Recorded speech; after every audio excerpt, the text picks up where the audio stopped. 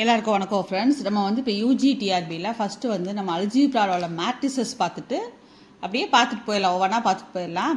First time எழுதுறவங்களுக்கு வந்து மேட்ரிசஸ்லாம் நம்ம ஏற்கனவே நம்ம 10th நம்ம பார்த்துட்ருக்கோம் இல்லையா, கொஞ்சம் ஈஸியாக இருக்கும்ல, அதனால தான் நம்ம மேட்ரிசஸ் செலக்ட் பண்ணிக்கிறோம். இதில் வந்து ஒரு டெஃபினிஷன் பாருங்கள். இந்த matrix A equal to aij and B equal to bij are said to be equal. இப்போ ரெண்டு மேட்ரிக்ஸை வந்து நம்ம எப்போ ஈக்குவல்னு சொல்லுவோம்?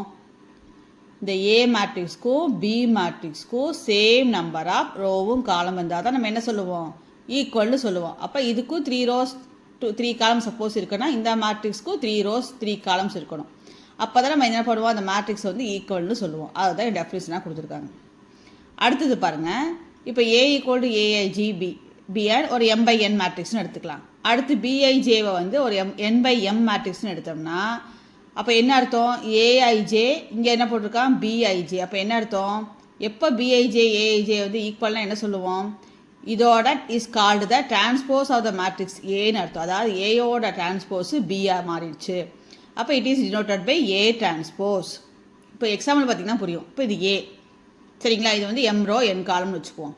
இப்போ இந்த உள்ள ரோவால் காலமாக மாறிடுச்சு பாருங்கள். ஃபஸ்ட் ரோ ஃபுல்லாக ஃபஸ்ட் காலமாக மாறிடுச்சு, செகண்ட் ரோ ஃபுல்லாக செகண்ட் காலமாக மாறிடுச்சு, தேர்ட் ரோ ஃபுல்லாக தேர்ட் காலம். அப்போ ரோவெல்லாம் காலமாக மாறிடுச்சு, அப்படியே மாறிடுச்சு எல்லாமே. அப்போது இங்கே M/N மேட்ரிக்ஸ்னால் அப்போ ஏ டிரான்ஸ்போஸ் என்ன மேட்ரிக்ஸு? N/M மேட்ரிக்ஸ் ஆயிடும். கரெக்டாக? அப்போ அதையும் கொடுத்துருக்காங்க. இங்கே பாருங்கள். The transpose of the matrix A and it's denoted by A transpose. A transpose is obtained from the matrix A by என்னது? Interchanging rows and column. அவ்வளோதான். இது வந்து டிரான்ஸ்போஸ்னால் என்னன்னு தெரிஞ்சுக்குங்க. இது நம்ம வந்து ஏற்கனவே நம்மளுக்கு கான்செப்ட் 10th தெரியும். அடுத்து ஒரு தியரம் பாருங்கள். ஏயும் பியும் 2M/N மேட்ரிக்ஸாக இருந்துச்சுன்னா இது ரெண்டு ரிசல்ட்டு ஞாபகம் வச்சுக்கோங்க. ஏ டிரான்ஸ்போஸ் கண்டுபிடிச்சி திரும்ப டிரான்ஸ்போஸ் கண்டுபிடிச்சோம்னா ஆன்சர் என்ன தான் வரும்? ஏ. இப்போ இங்கே பாருங்கள், இது ஏ, இது ஏ டிரான்ஸ்போஸ். இதுக்கு திரும்ப நீங்கள் ஏ டிரான்ஸ்போஸ் போட்டால் என்னாகும்? திரும்ப இங்கே உள்ள ரோவெல்லாம் என்னவாயிரும்? காலமாக மாறும். ரோவெல்லாம் காலமாக மாறும். அப்போ திரும்ப ஏ தான் நமக்கு கிடைக்குது. அப்போ A transpose the whole transpose equal to A.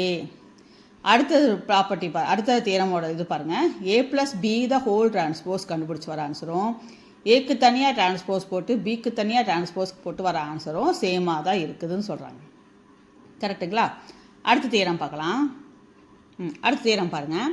Late A be an M/N matrix and B be an N/B மேட்ரிக்ஸாக இருந்ததுன்னா இது நம்ம 10th படிச்சுக்கோ இல்லைங்களா? A B the whole transpose equal to B transpose A transpose, B transpose A transpose.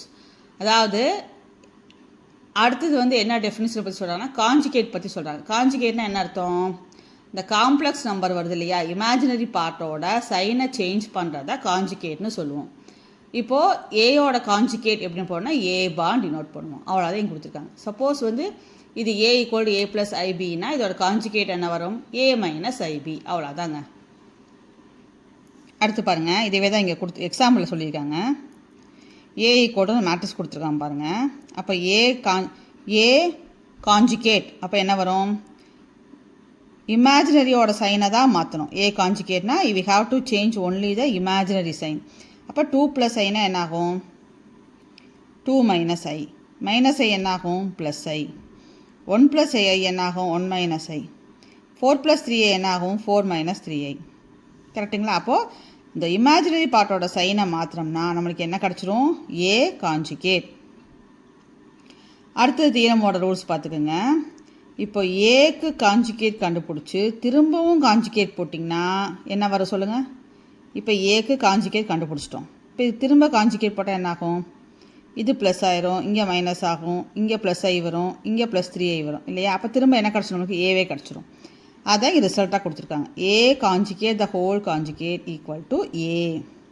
இந்த ரிசல்ட் எல்லாம் பார்த்துக்கணும். ஏன்னா நம்மளுக்கு வந்து 1 மார்க் அட்டன் பண்ணுறதுக்கு இதெல்லாம் யூஸ் ஆகும். இப்போ ஏ ப்ளஸ் பி த காஞ்சுகேட் போடுறதுனா ஏக்கு தனியாக போடுங்க, பிக்கு தனியாக போட்டு வர ஆன்சரும் சேமாக தான் இருக்கும். இப்போ ஏ ஹோல் காஞ்சுகேட் கொடுத்தாங்கன்னா கேக்கு போட வேணாம், இந்த ஏ காஞ்சுகேட் போடுங்க. ஏ காஞ்சுகேட், ஏன்னா கே வந்து ஒன்று கான்ஸ்டண்ட்டாக வரும் இல்லைங்களா? இப்போ ரெண்டும் சேம் தாங்கிறாங்க. இப்போ ஏ ஈக்குவல் டு ஏ காஞ்சுகேட்னா எப்போ வரும்? இங்கே போட்டிருக்கோம் பாருங்கள்.